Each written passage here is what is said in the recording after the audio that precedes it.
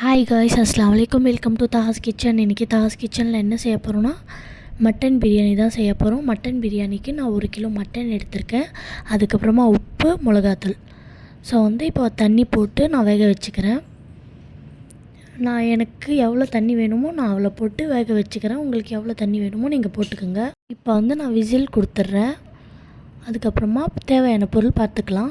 பட்டை, லவங்கம், ஏலக்காய். அதுக்கப்புறமா நான் ஒரு லெமன் எடுத்திருக்கேன், தயிர் எடுத்திருக்கேன், இஞ்சி பூண்டு பேஸ்ட்டு, அரிசி எடுத்திருக்கேன். நான் 1 கிலோ அரிசி எடுத்திருக்கேன். அதுக்கப்புறமா 2 தக்காளி, 2 வெங்காயம், கொத்தமல்லி, புதினா, 3 பச்சை மிளகாய் எடுத்திருக்கேன். இந்த அளவுக்கெல்லாம் நான் அளந்து போட்டிருக்கேன். அதுக்கப்புறமா இப்போ நான் எண்ணெயை போட்டு பட்டை, லவங்கம், ஏலக்காய், பச்சை மிளகா, வெங்காயம் இதெல்லாம் போட்டு நல்லா மிக்ஸ் பண்ணி வேக வைக்கிறேன். கோல்டன் ப்ரௌன் ஆன உடனே தக்காளி போடுறேன். தக்காளி கூட நல்லா கோல்டன் ப்ரௌன் ஆகணும். அதுக்கப்புறமா நான் கொத்தமல்லி, புதினா போட்டது வீடியோ எடுக்கலை. இப்போ இஞ்சி பூண்டு பேஸ்ட்டு போட்டேன். அதுக்கப்புறமா தயிர் போட்டு நல்லா மிக்ஸ் பண்ணிட்டு இப்போ மிளகாத்தூள் அது மட்டனில் கூட போட்டிருக்கேன். இதில் கூட கொஞ்சம் லைட்டாக போட்டுக்கோங்க. காரம் எவ்வளோ தேவையோ அவ்வளோ. இப்போ நம்ம வேக வச்சுருந்த மட்டன் மட்டும் எடுத்து நான் போடுறேன். தண்ணி போடலை. இப்போ தண்ணி நம்ம அலைக்கில் அளந்து போட்டுக்கலாம். நான் எனக்கு 2 கப்பு அந்த அலைக்கில் 1 கிலோவுக்கு 2 வந்தது, 2 பாதி வந்தது.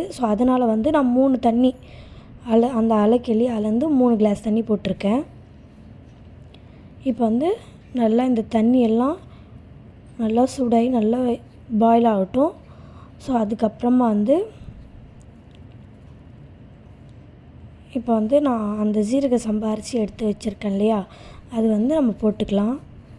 போட்டு நல்லா மிக்ஸ் பண்ணி இப்போ நம்ம மூடி போட வேண்டாம். அப்படியே லைட்டாக வேக வைக்கலாம். இப்போ நல்லா வெந்துருச்சு. தண்ணியெல்லாம் சுண்டிடுச்சு. அந்த தண்ணியெல்லாம் சுண்டின அப்புறமா தான் நம்ம தம் போடணும். ஓகேங்களா?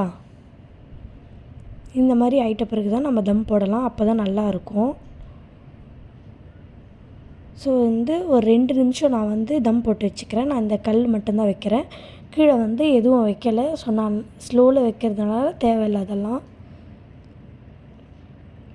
உங்களுக்கு வேணும்னா நீங்கள் வச்சுக்கோங்க. அந்த மாதிரி நான் இப்படியே வச்சு எனக்கு பழக்கமாகிடுச்சு. நான் அந்த மாதிரி யூஸ் பண்ணிக்கிறேன். இப்போ சாப்பாடு ரொம்ப ஸ்மூத்தாக சாஃப்டாக இருக்குது. நீங்கள் இது வீட்லேயே ஒரு வாட்டி ட்ரை பண்ணி பாருங்கள். மட்டன் கூட நல்லா வெந்துருச்சு பாருங்கள். தாஸ் கிச்சனுக்கு லைக் பண்ணுங்கள், கமெண்ட் பண்ணுங்கள், ஷேர் பண்ணுங்கள், சப்ஸ்கிரைப் பண்ணுங்கள். உங்களுக்கு இந்த பிரியாணி பிடிச்சிருந்தால் கமெண்ட் பாக்ஸில் கமெண்ட் பண்ணுங்கள். அஸ்ஸலாமு அலைக்கும்.